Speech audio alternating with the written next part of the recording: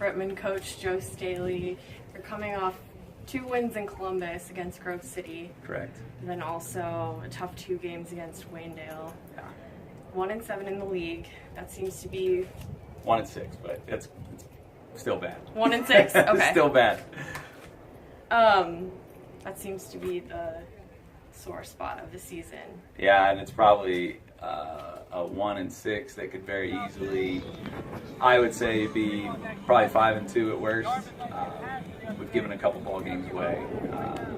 Defensively, we're just letting our pitchers down, not helping them out, whether it be supporting them offensively or just defensively, not making plays for them. And when you don't do that, you put yourself in bad positions. And we've done that. I mean, there's a couple teams in this league that will tell you they're probably sending thank you notes to us for blowing a couple games to them. But hey, the nice thing is it's early. We still got our tournament ahead of us, and we're going to keep working hard today and as much as we can to get better. Exactly. You've got the back half of the season still. Correct. What do you think you need to do to turn things around? We just got to be consistent. You look at yesterday's game. We have who I think is the best player in the area. I think most people would agree that he's at least top 3. He's a great pitcher, Manny Garza. He's a Division I talent, and he's 1-3. And for us, you look at yesterday. I mean, he's mowing through Waynedale.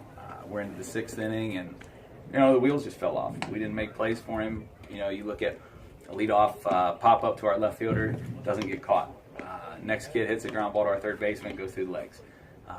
2 batters later, patented 4-6-3 double play ball, doesn't get. I mean, we don't get an out of it.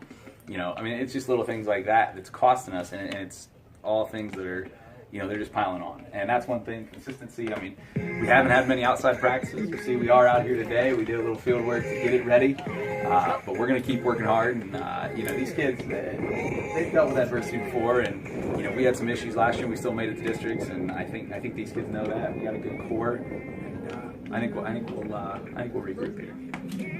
So you talked about Manny Garza threw a no-hitter against Grove City. He did. So that's a solid point of the season for him. Right. And then also Caleb Bauman. Yeah, Caleb Bauman is a kid who, I don't want to say gets overshadowed by Manny, but most people who come and play us, they think Manny. Mm-hmm. And Caleb's a kid who, like I said, he's been first team All-League as a freshman and a sophomore. He's only a junior. He's batting .644 right now, so the ball's coming in looking like a beach ball to him. He's only had 2 games of the 13 where he hasn't had a hit. He's had 3 games where he's been 3 for 3 or better.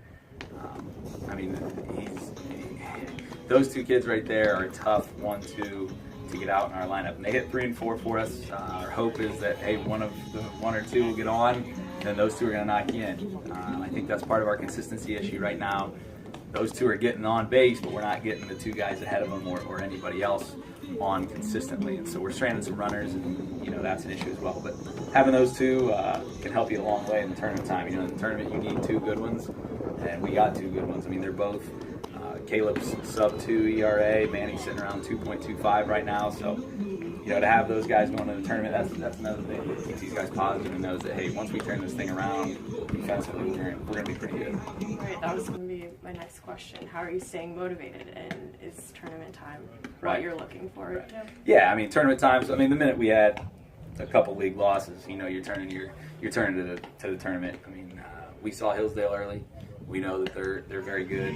Then we come around, we play Norwayne, and we knocked them off after they're undefeated. And you're thinking, hey, we got things turned the corner, and we didn't. So at that point in time, we knew, hey, we got to start getting ready for the tournament. And that's what we're preaching every week is, hey, take it one game at a time. It's come tournament time, that's all you get. It's one game at a time. So hopefully we can keep doing that. The guys out there, they're preaching it every day. Hey, got to keep working. So they're still motivated. They're still staying strong, and hopefully we can keep things moving in the right direction. What were your expectations coming into the season? I think every year, we expect to be in the top half of the league. We expect to be challenging for a league title, and we expect to make a nice big tournament run. If you ask me, I would much rather take a big tournament run than a big title. I do like having big titles. We only have 1 here this is year 12, so only got 1, but making tournament runs are always the best. You want to be, to me, being the last team in the league still playing, there's nothing better than that, to say, hey, you might have won the league, but we're the only ones left playing. Right. And, I think that's where the greater recognition comes, when you can make it further and further in the tournament. But don't get me wrong, I still want to win as many league titles as we can, and, that's always an expectation, is to win one, but we want to go deep in the tournament. That's our main goal. So with the season the way it is, that's still attainable. And, WCL is nothing to scoff at. So No. This league this year, this is year 12 for me. Coach Wolf and I were the longest tenured guys in the league. We're both at year 12, and he can attest. This is probably one of the better, more competitive years in the league. In years past, you would probably say, hey, there's a top 4, top 5, and there's going to be a drop-off. This year, I don't know if there's a drop-off. It seems like every night somebody is competing in the league. It's a close game. Years past, you'd have league games where, you'd walk into it and say, hey, I know I can throw off tonight, and we're going to still score 10, 12 runs.